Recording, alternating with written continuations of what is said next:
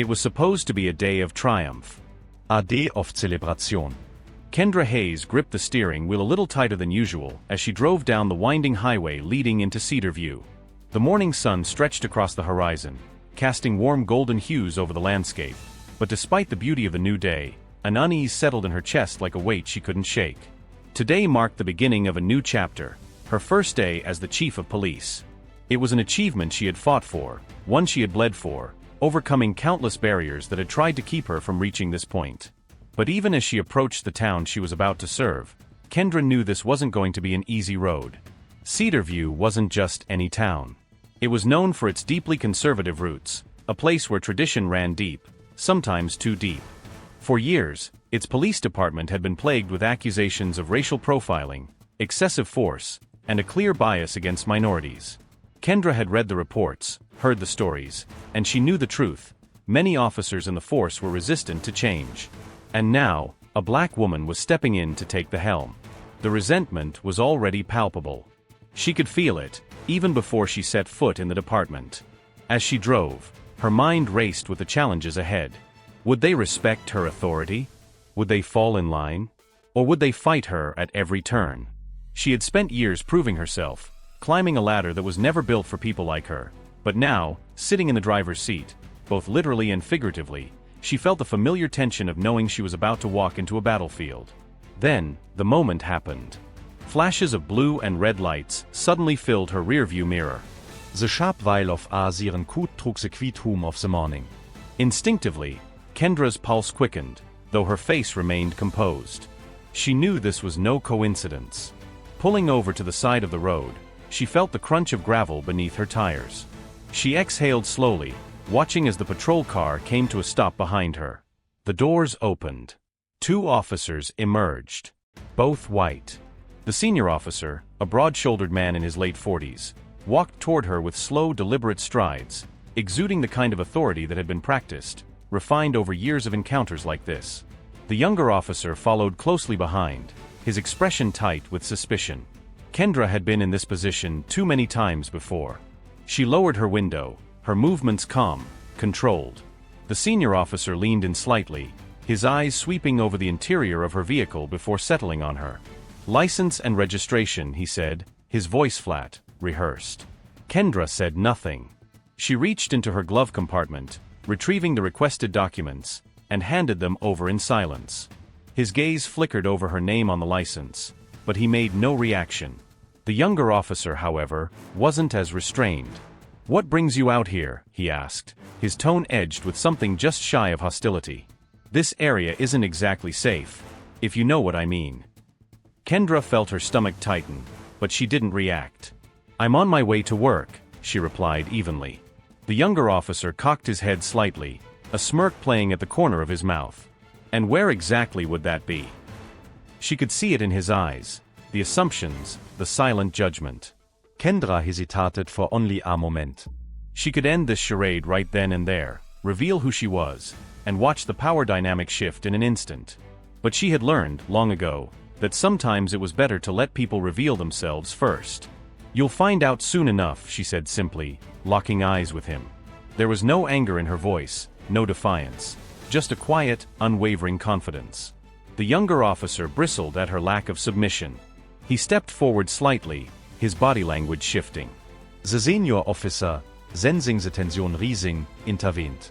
"Let's not make this difficult, ma'am," he said. "We can take this further if need be." There it was. The thinly veiled threat. The subtle flex of power. Kendra took a slow breath. She had played along long enough. Her voice was steady, clear. "That won't be necessary," she said, her gaze never wavering. "I'm Chief Kendra Hayes. And I suggest you rethink how you're handling this situation." The effect was immediate. The senior officer blinked, his brow furrowing as the words sank in. The younger officer stiffened, his smirk vanishing as his face paled. You're the chief," the senior officer stammered. Kendra nodded once. "Yes. And now, I'd like to know exactly why I was stopped. And why this line of questioning was necessary." Neither officer spoke. The younger one opened his mouth, scrambling for an excuse, but the damage was done. The power had shifted. Kendra could see it in their eyes, the dawning realization that they had just made a very, very big mistake. The morning sun bathed the road in golden light as Kendra Hayes drove toward Cedarview, but despite the picturesque start to the day, tension coiled in her chest like a tightened spring. Today should have been a day of triumph, a moment to step into the position she had worked so hard to achieve. Yet, something in the air felt off. She exhaled slowly, rolling her shoulders to shake off the unyase. It was probably just nerves, she told herself. A first day in any job carried its own weight, but this wasn't just any job. Then, the flash of blue and red lights exploded in her rearview mirror. The sharp wail of a siren followed, cutting through the peaceful hum of the morning. Kendra's stomach clenched. This wasn't a coincidence. She glanced at her speedometer. She hadn't been speeding. Her car was in perfect condition. There was no reason for this stop, at least, none that would hold up under scrutiny. Still, she knew the drill.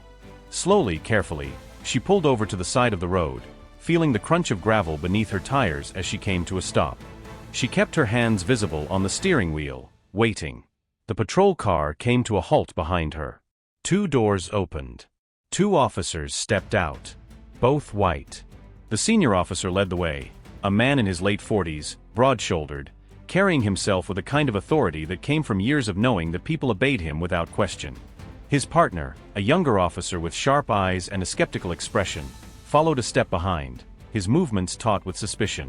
Kendra watched them approach in her side mirror. She had been in this position more times than she cared to count. The script was always the same. She lowered her window as the senior officer stopped beside her door. "License and registration," he said flatly, his tone just a little too practiced, too automatic. Kendra didn't speak. She simply reached for her glove compartment, careful to move slowly, deliberately, before retrieving the documents and handing them over. The senior officer took them without thanks, his gaze flickering over the information. There was no reaction. No change in expression. Just the same unreadable, authoritative mask. The younger officer, however, wasn't as restrained. "What brings you out here?" he asked, his voice edged with something that sounded less like curiosity and more like a challenge. Kendra kept her expression neutral. "I'm on my way to work," she replied evenly. The younger officer raised an eyebrow, tilting his head slightly. "This area isn't exactly safe, if you know what I mean." Kendra felt her stomach turn, but she refused to let her face betray anything. It wasn't the words themselves, it was the implication, the unspoken message laced beneath them. She had heard it before, countless times, from countless people who thought their bias could be masked behind thinly veiled concern. She met his gaze. "I know exactly what you mean," she said simply. For a brief moment, something flickered in the young officer's eyes, surprise perhaps, that she hadn't taken the bait. But it passed quickly, replaced by the same knowing smirk. "And where exactly do you work?" he pressed. Kendra could have ended it right there. She could have spoken the words that would change everything, force them to shift their demeanor in an instant. But she wasn't ready to hand them that out. "Not yet. You'll find out soon enough," she said, her voice calm. The young officer's smirk faded slightly. He didn't like that answer. The senior officer, sensing the conversation slipping into uncertain territory, stepped in. "Let's not make this difficult, ma'am," he said, his voice taking on an edge of warning. "We can take this further if need be." Kendra's jaw tightened. There it was. The veiled threat. The quiet assertion of power meant to remind her that, in this moment, they believed they were in control. She had heard those words before. She had endured that tone before. And she had spent her entire career fighting against exactly this kind of abuse. She took a slow breath, steadying herself. That was enough. She wasn't playing along anymore. Kendra took a slow breath, steadying herself. She had given them enough time to show their true colors, and they had done exactly that.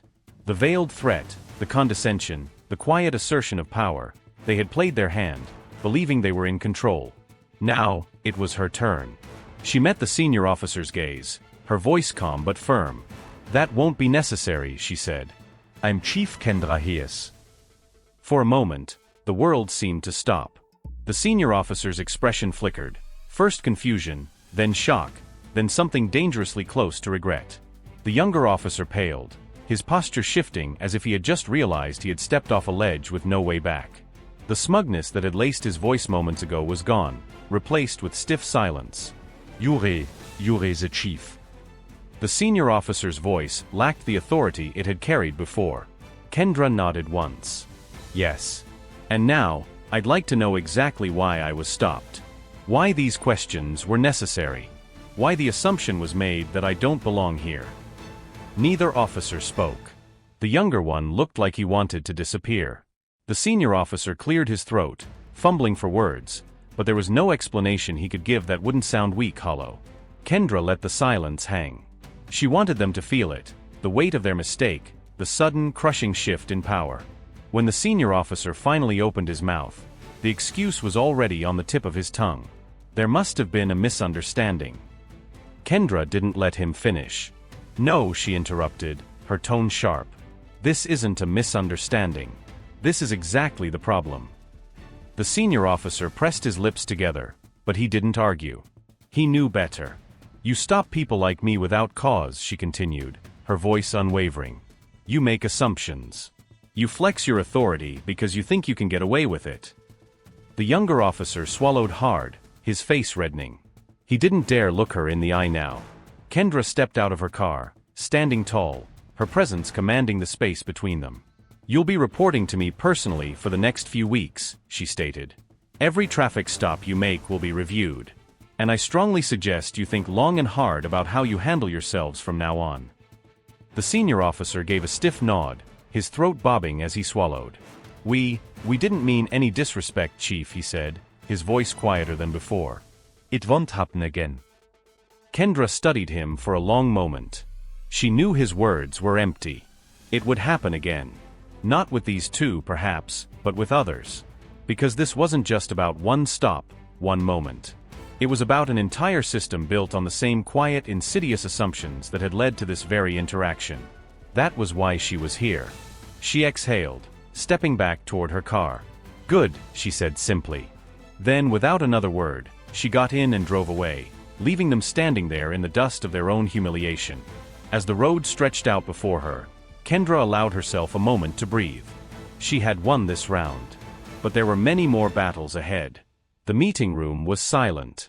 The tension in the air was thick, pressing down on the officers seated before her like an invisible weight. Kendra Hayes stood at the front, scanning the faces of the men and women who made up the Cedar View Police Department. Some looked at her with curiosity, others with skepticism, and a few, she could tell, with quiet defiance. She had expected this. Word of her traffic stop had spread quickly. By now, nearly everyone in the department had heard about how two officers had pulled over their new chief without cause, how they had questioned her, spoken to her with the same quiet authority they reserved for people they didn't believe belonged in their town. And then, how the tables had turned. Kendra let the silence stretch for a moment longer before she finally spoke. I didn't come here to embarrass anyone, she said, her voice even measured. I didn't come here to make enemies. But I did come here to make one thing very clear. What happened this morning will not happen again. A few officers shifted in their seats. Some looked away. Others held her gaze. This department has a reputation, Kendra continued, her eyes moving deliberately across the room. I've read the reports. I've heard the stories. Cedar View PD is known for racial profiling, for excessive force, for treating some citizens as though they are less than others. That is not just perception. That is reality. She let her words settle. Some officers looked uncomfortable now. Good. Tough conversations are coming, she said. And I'm not here to sugarcoat them. Every single officer in this department will be held accountable for how they interact with the people of Cedar View. That includes how they speak to them, how they question them, how they decide who looks suspicious and who doesn't. She saw a few narrowed eyes, the shifting of shoulders, but no one dared to interrupt her. This morning, she said, I wasn't just pulled over. I was sized up. Assumptions were made. And when I didn't give the answers those officers wanted, they pushed harder. They believed they were in control. She let her gaze land on a few individuals who looked particularly uncomfortable. And that, she said, her voice steady, is the problem. A long silence followed. No one spoke. Kendra took a step forward. If you are here to serve and protect all people, then you have nothing to worry about, she said. If you wear that badge with integrity, if you treat every citizen with the respect they deserve, then you will find no better ally than me." She let her words hang for a moment before her expression hardened. "But let me be clear," she continued. "I will not tolerate bias. I will not tolerate disrespect. And I will not tolerate anyone in this department who thinks they are above the law." A ripple of unease moved through the room. Some officers glanced at each other, a few shifting uncomfortably in their seats. Others, the ones who had been waiting for change, sat up a little straighter. "This is your chance," Kendra said. "A chance to prove that you are the kind of officers this community deserves. A chance to change the way this department operates. But if you're not willing to do that, if you believe things should stay the same, then understand this: change is coming with or without you." She let the weight of her words settle over the room before stepping back. For a moment, no one spoke. Then, a single nod. A quiet murmur of agreement from the back of the room. A few officers exchanged glances, uncertainty etched into their expressions. She knew not all of them would be on her side. Not yet. Maybe not ever. But some of them were listening. Some of them understood. That was enough. For now. Outside of the station, word was already spreading. The town was talking. Some people celebrated the news. Finally, a chief who wasn't afraid to hold the department accountable.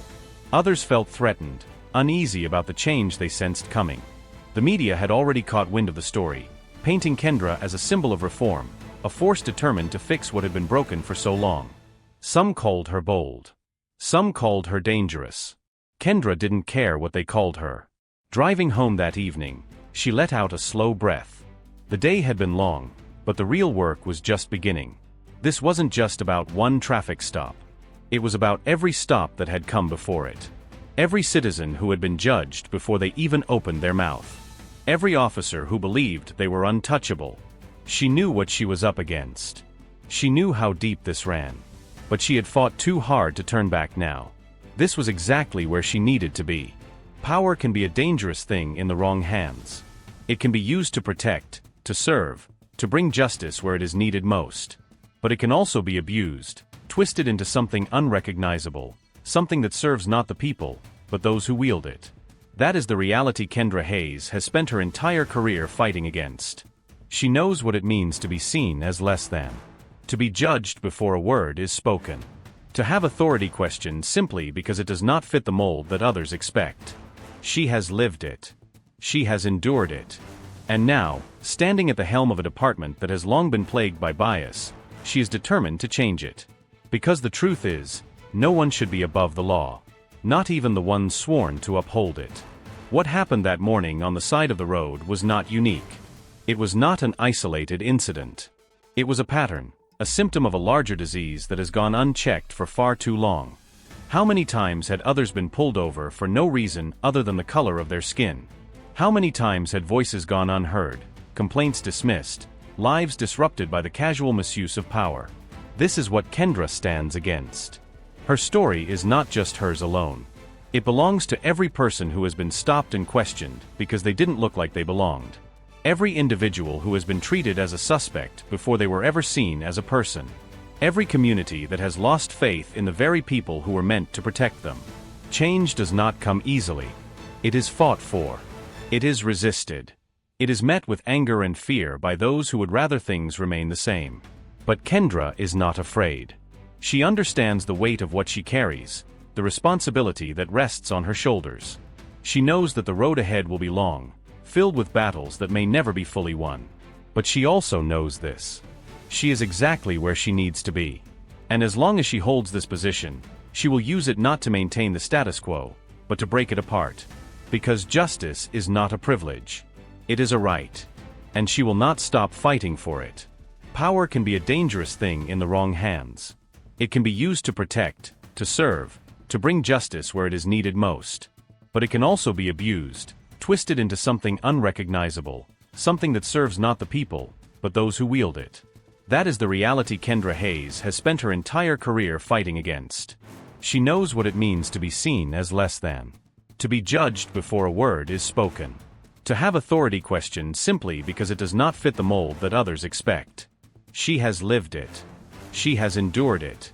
And now, standing at the helm of a department that has long been plagued by bias, she is determined to change it. Because the truth is, no one should be above the law. Not even the ones sworn to uphold it. What happened that morning on the side of the road was not unique. It was not an isolated incident. It was a pattern, a symptom of a larger disease that has gone unchecked for far too long. How many times had others been pulled over for no reason other than the color of their skin? How many times had voices gone unheard, complaints dismissed, lives disrupted by the casual misuse of power? This is what Kendra stands against. Her story is not just hers alone. It belongs to every person who has been stopped and questioned because they didn't look like they belonged. Every individual who has been treated as a suspect before they were ever seen as a person. Every community that has lost faith in the very people who were meant to protect them. Change does not come easily. It is fought for. It is resisted. It is met with anger and fear by those who would rather things remain the same. But Kendra is not afraid.